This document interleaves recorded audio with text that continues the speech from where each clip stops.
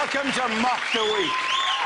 I'm Darby, and joining me this week are Andy Parsons, Mark Watson and Russell Howard, Patrick Kilty, Hugh Dennis and Milton Jones.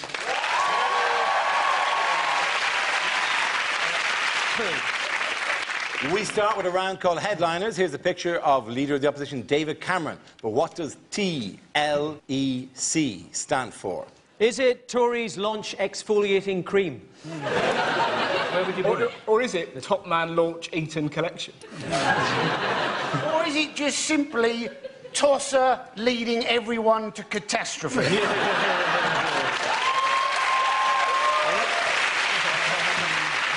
Are you not a natural Tory? Or is it Tory launch extremely Caucasian? I think the people he's shaking hands with are that actual size, and it's tiny little elf convention.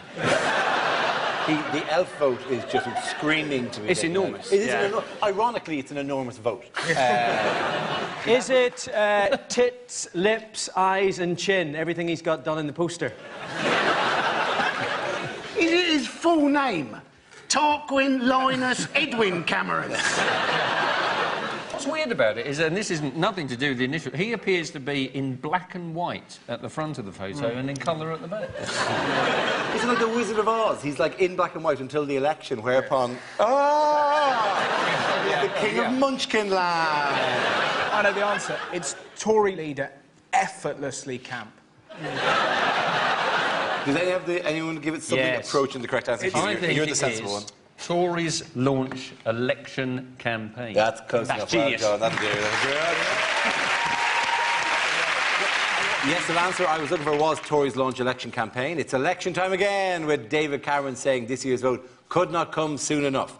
Although the date is as yet to be confirmed by the Prime Minister, the Conservatives have begun announcing their policies in a bid to woo voters and regain power. So how do they launch the campaign? Well, mainly by putting up a big poster of his face. Yes. Where he's wearing so much makeup, he might as well just say, Tory, because you're worth it. It is astonishing. It is. I just think they should have run... It's like on 760 poster sites. They should have just run this poster instead. Look at my big, shiny face. Look at it. Look at it. Look at the way look at the way my forehead glow follows you around the room. He looks like a cross between David Dickinson and Pingu. A cross that we've all been waiting a long time to see. To be honest, that penguin vote, no one's gone after that before. If you did all of his things by waddling around. If they ever did that, they would close down CBeebies, wouldn't they? What are you doing, Dickinson? Leave him alone! Take it, you little bastard, take it. I can't waddle away quick enough. How much do you have to love yourself, you know, to launch your campaign with no policies and just a big picture of your own face? You know, we kind of now know what both leaders are going to say to us. Gordon Brown's going to say, don't trust the Tories, they'll put up taxes. And basically David Cameron saying, don't you wish your girlfriend was high? Don't you? What you have to remember is that Cameron was in PR. I mean, I was 12 years old when I had a paper round. I'm very... It's a poster. He's trying to sell it. He's trying to sell it on the NHS, isn't he? That's the image he's got. It's all about the NHS. And now I'm slightly worried that Gordon Brown is going to have a poster about health as well, with a big picture of Gordon Brown, and then next to it, catch it, kill it, bin it.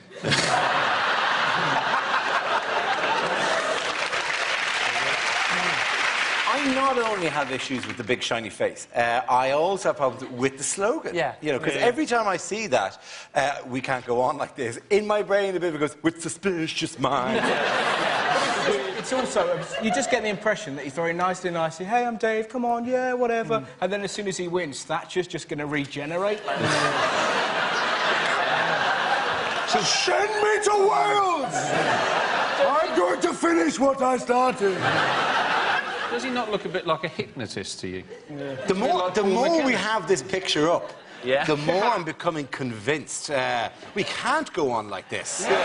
Somebody must cut the deficit, not the NHS. Who can do such a thing? Do you think, though, that it should actually say, I can make you thin? Well, his eyes are shinier and his hair's sleeker, but it's not necessarily an airbrush. It could be he's eating pedigree chum.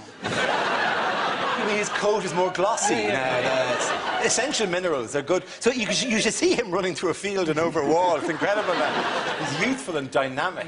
Although sometimes he just rubs himself on the carpet in the House of Commons. That would be very funny if there was, like, you know, and we're cutting to the Prime Minister's question time and he's just dragging himself.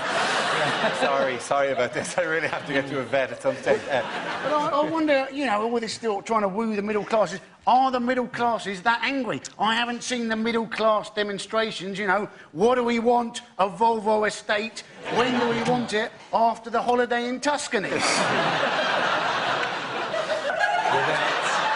Sorry, Hugh, a moth just died. In the rafters. Sorry, it's just one piece of confetti came down. A very, very cheap wedding is taking place.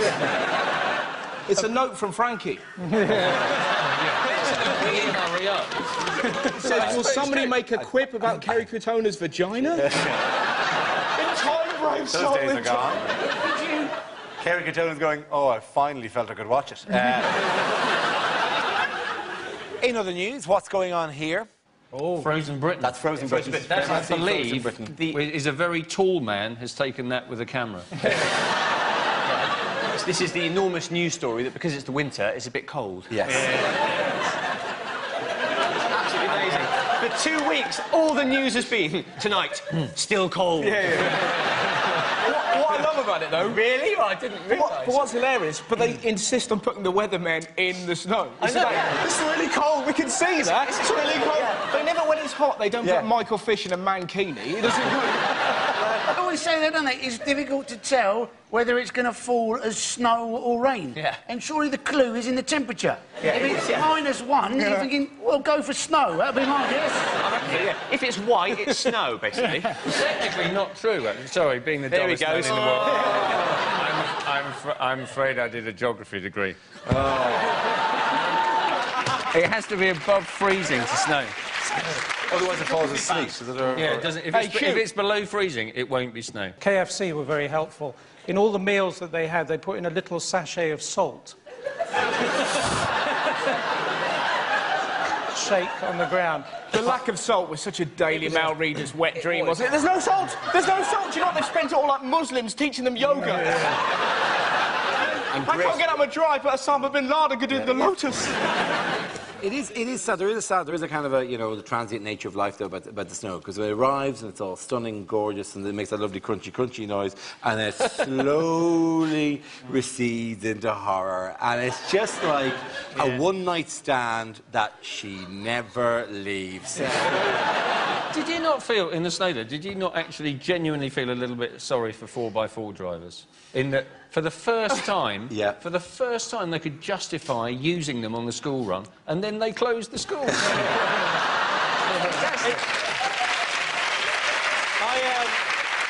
I live in Chelsea, and a lot. Good Lord. A lot of my... It's It's not that good. Whenever I went to introduce myself to the neighbours, they thought I was giving them a quote for tarmac, and it's not really. It's not that glamorous. And I said to them, you know, when they couldn't get their 4x4s, like, well, why don't you let your kids walk to school? And they said, well, it's pretty clear you don't have kids, because if you did, then you'd leave them to the school gate in order for them to be safe. I said, well, when I have kids, I'm going to send them to a Catholic school where they'll be in the care of Roman Catholic priests from 9 o'clock to 3 o'clock. The walk to school will be the safest part of their day. What I loved about the snow as well is that for that week when it really tipped it down, the entire nation was like a carry-on film, wasn't it? I've had 8 inches in my driveway. My back passage is all wet. And then, even the Transport Secretary, his name's Lord Adonis. That's not a name. That's the make of a posh dildo. The worst job I ever had was forensic pathologist for the United Nations. And I remember uncovering the mass grave of 1,000 snowmen. Fortunately, it turned out to be a field full of carrots.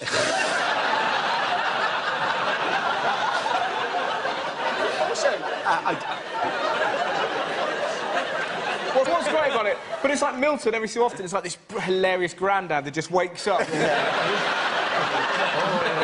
I did notice when a lot of people start off driving without finally clearing all of their windscreens. It's fun, and they try and find a little bit that they can actually have a look at. I saw one bloke driving on the motorway, right? He was craned like this. He had his window open. He was squirting de-icer on his windscreen at the same time. And on the back of his vehicle, it said, "How am I driving?" At the end of that round, the points go to Russell, Mark and Andy. Now we play a round called Mock You. I won't do what you tell me. This game involves Milton, Mark, Patrick and Russell, so if you could make your way over to the performance area, please. This round is a stand-up challenge. I launch the wheel of news, and wherever it chooses to stop, one of our performers must step forward to talk about that subject. The winner is whoever I think is the funniest. OK, here we go. Our first topic, please. And it's travel. Who wants to comment on that? Mark Watson. I think the thing with travelling is it's often quite hard to make yourself understood. I was in South Africa recently, and the way they talk there, that's not even the joke yet. I literally went to South Africa. All their vowels sound the same. So a word like cigarettes, it sounds like secrets. I was there. This guy was going, "Give me one of your secrets. Can I have one of your secrets?" Like, well, I once masturbated in a library.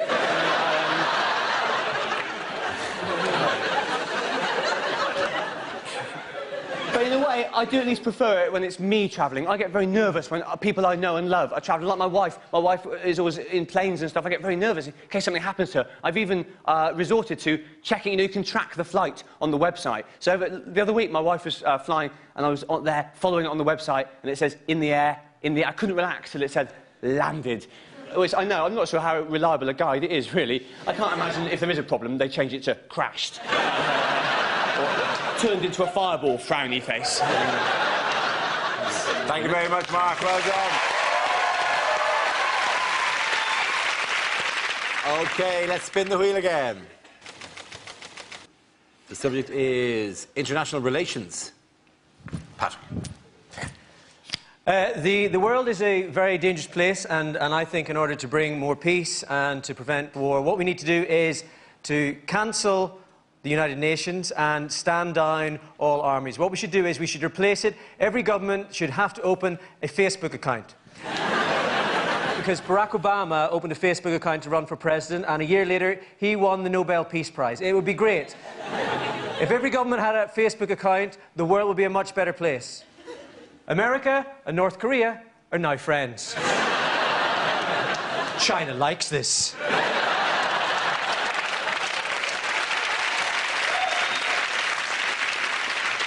Hezbollah has poked Israel.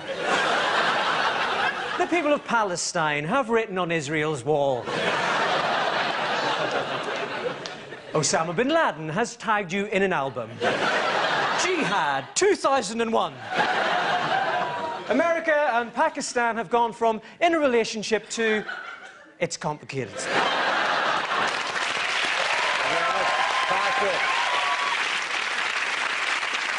OK, that leaves us Milton and Russell. The next topic, please.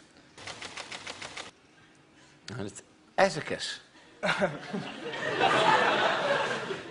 I'm quite a socially awkward bloke. Oh, thanks for laughing at just that. I saw a girl on a train recently, and she was eating a yoghurt, and for some reason my brain thought it would be a good idea to go, "You know, that's very good for thrush." Like, she'd suddenly go, "Oh, sit down, stranger." I can't help it. I drift in. Like, I was at a museum the other day. Everyone said, "Don't take photos," and I was taking a photo. A 9-year-old girl arrives, goes, "What are you doing?" "I'm taking a photo." She ran off. "I'm off to tell the man." Now, the last thing you want to be doing is chasing a 9-year-old girl across a museum going, "Don't tell the man, don't tell the man." Added to the fact that when you catch her, you've got to go, "I'll delete the photo." That doesn't look good. Thank you very much, Russell. OK, Milton, let's see what you've been left with. Let's spin the wheel. And the topic is health. My sister's got hay fever. Now she's got diabetes, so I tried to cheer her up, you know, flowers, chocolates.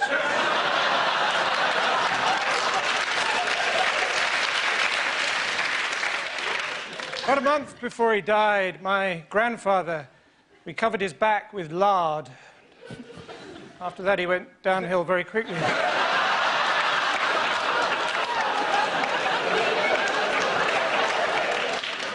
Recently had bird flu, but it's all relative, isn't it? You know, if I had rabies and you offered me bird flu, I'd bite your hand off.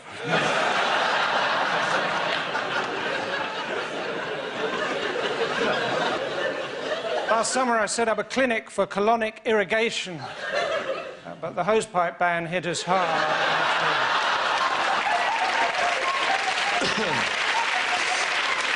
Very much so. I think the points have to go to Milton and Patrick. Give a round of applause. The next round is called If This Is the Answer, What Is the Question? On the board are 6 categories. Patrick, which category would you like? Transport. OK, transport it is. The answer is 35 seconds. What is the question?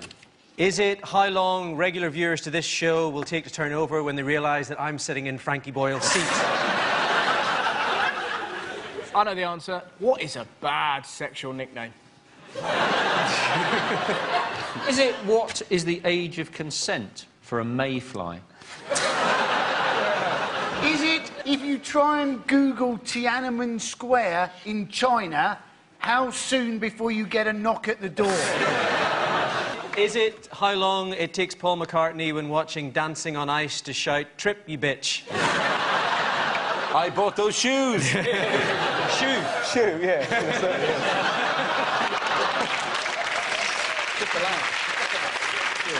Is it due to the BBC cutbacks? What is the new name for Just a Minute? Is it one for the Radio 4 fans? Very nice. Is it the length of time between Peter Mandelson's heartbeats? Is it how long you can watch TV for before someone goes, "Go compare"? Is it how long does it take Jordan to get over a relationship? The answer is this is going to be how long it will take for the new scanners to scan you. Yeah, that's absolutely right. Well done. Thank you very much, Russell. Yes, the question I was looking for was how long will it take passengers to be scanned through the new airport body scanners? This is the announcement of the controversial new security technology due to be introduced to airports around the UK. The process has already met with considerable opposition. Why are they controversial? Because they'll see me naked, Dara. Yeah, it's because we'll be able to see people's willies. Yeah, that is essentially it. Or do you want to be blown up, or do you... Look, the people... Look, when it's hilarious, people go, "Oh, my God, it'll attract perverts." Not unless you're into ghost porn. Is that a man or a woman? That's Casper. That's... Not only, though, are you naked, but you've got to do the Macarena at the same time. But the public outrage about it is extraordinary, isn't it? It's as though that, you know, the papers seem to think that this machine has been programmed, so every time a woman goes through it, it goes, whoa. It doesn't go beep, it just goes ding dong. I mean, because you can see that. You can see where he's got a wallet, a belt, some change, a pen, and a weird thing across his chest, which I'd get that checked out, to be honest. That's, a surgeon has lost something inside that man. He also appears to have only 2 bones. He's also weirdly taller from the back, which is... That's hard, isn't it? You don't really want people looking at your wobbly bits, do you? No. There they are going, "Oh, this bloke's looking nervous as he comes through. Is it that he's carrying a bomb? No, it's a cold day, and he's a bit worried about the size of his knob." They may open a region just before the thing, a kind of fluffy zone, and you can take a few moments and stave off the cold. Just prepare yourself. Just like How long will it take before stag parties just start taking Viagra before they get to the airport? Just for the crack. Is there not a serious point that that you've got to look at the ongoing war on terrorism and say, if we now have to show our genitals to a man in a box before we go on our holidays, I think they've won. Well, you see, there... Probably the bit where they've won. You know, the thing is that human rights activists hate these new scanners, but, you know, on the flip side, women's magazines will love it. It'll be, "Get the airport body scanner body you deserve." And, you know, people are going to be so self-conscious, you're going to have to get Gok Wan out to Heathrow, giving people rounds of applause to get them through. It's like, "Come on, sister, you can do it."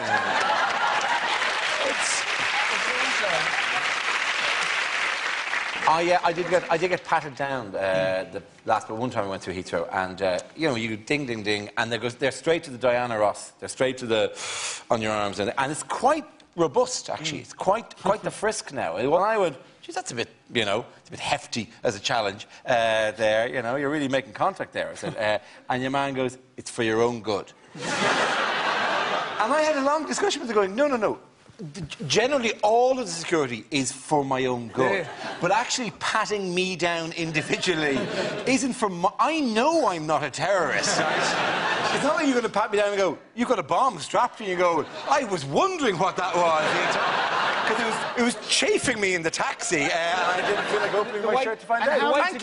The way to get them is just to play them at their own game. So when they pat you down, just act like you're really enjoying it. That really freaks them out, because normally people are nervous. Just sit there going, "Oh, God." Oh! Honestly, do it as loud as you can. And they stop patting you down pretty quickly.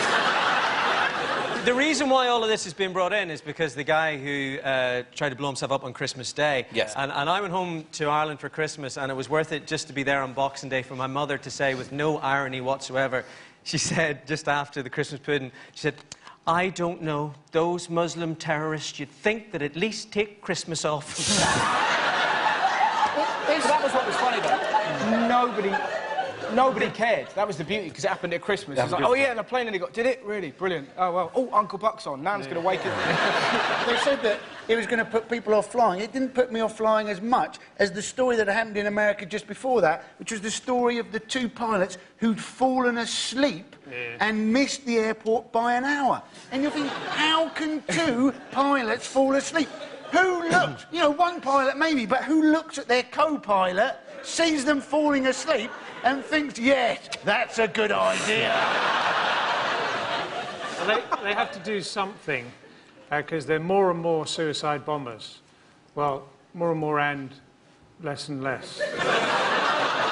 The thing about, I think his name was, Umar Farouk Abdul Muttalab. He was charted. He was not only on a list, he was not only identified as a possible terror subject, his father had alerted the authorities to the danger that his son had been converted to jihadism. And the only reason apparently that is because his father is a former director of the First National Bank of Nigeria. And presumably when they got the email that said, "I am a director of the First National Bank of Nigeria, I have some information which may be valuable to you," there. They just deleted it. Have you seen the latest thing that they're using in this country? Body language. We're having body language to check whether they're a terrorist, as if anyone's going to be walking along with a moustache going, "Ooh, ah, ah, ah, ah." But apparently, this is it, man, right? If you do this... It's like a meerkat terrorist. It's a meerkat terrorist, yeah. Yeah, no, that's great. And then he plants the bomb and goes, "Simple." But you see this, right? Apparently, this means you're lying, this means you're nervous, and if you go like this, it means you've got a bomb up your arse. They're going to point to the Patrick Ewing Now we come to scenes we'd like to see. So if everyone can make their way to the performance area, please. I'll read out this week's topics, and then we'll see what our panellists can come up with. Right, here we go. The first subject is unlikely things to hear on Crime Watch. But before we see tonight's crime, let's meet the judges. Police say they are looking for a black man in his 20s, and that they always will be. Do you recognise this man? Thought not. It's Nick Clegg.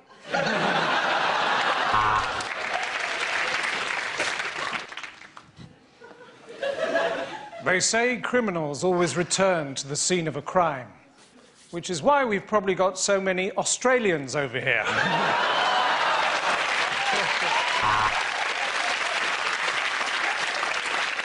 Coming up next week, we'll be trying to solve the murders of the people who phoned up giving information on criminals this week.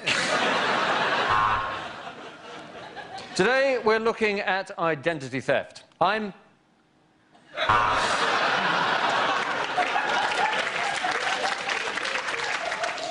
All the victims are deaf, dumb or blind. These are senseless killings. Baffled police are appealing for help. Do you know where Wally is? So, if you're being interrogated by the police and they're recording the interview, just make sure that every so often you go, ow.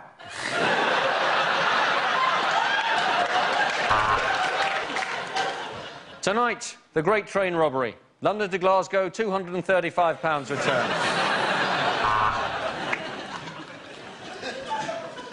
Tonight, we're looking for the man who keeps on burgling my home every time I present this programme.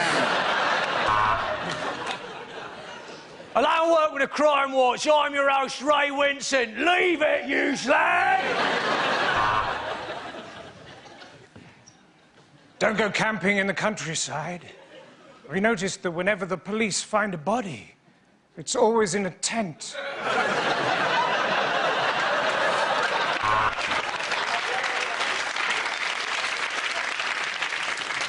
Hello, I'm Nick Ross, and tonight I'm asking, who stole my fucking job? OK, the next topic is unlikely things to hear on a TV election debate. The truth.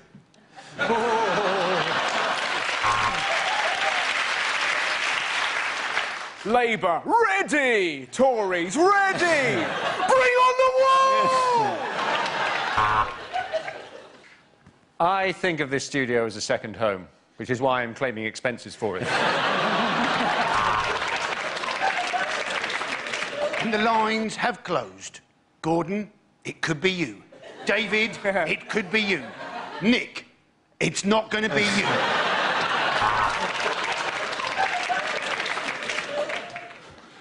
We in the Tory party are going to give the north of England a huge boost, and then all the people can come out and lick the chocolate off it.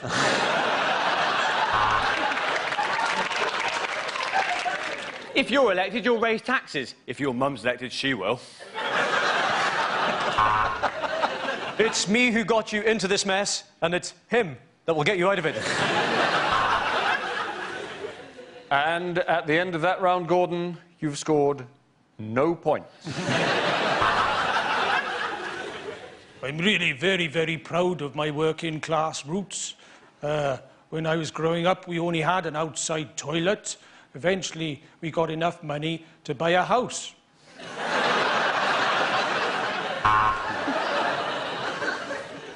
Cheryl, tonight you're going to be mentoring the Lib Dems. Let me know, Pick. What's your real name?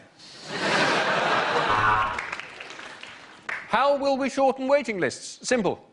By letting the weak die.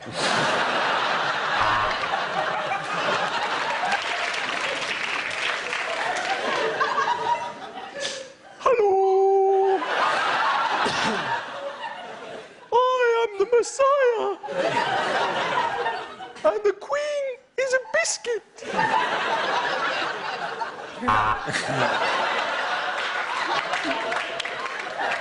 I am almost certain that was a floating voter. Very good. The end of the round. The points go to Patrick, Hugh and Milton.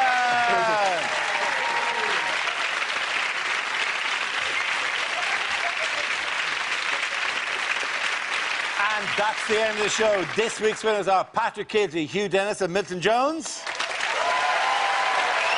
Commiserations to Russell Howard, Mark Watson and Andy Parsons. I'm Darwin. Thank you for watching. Good night.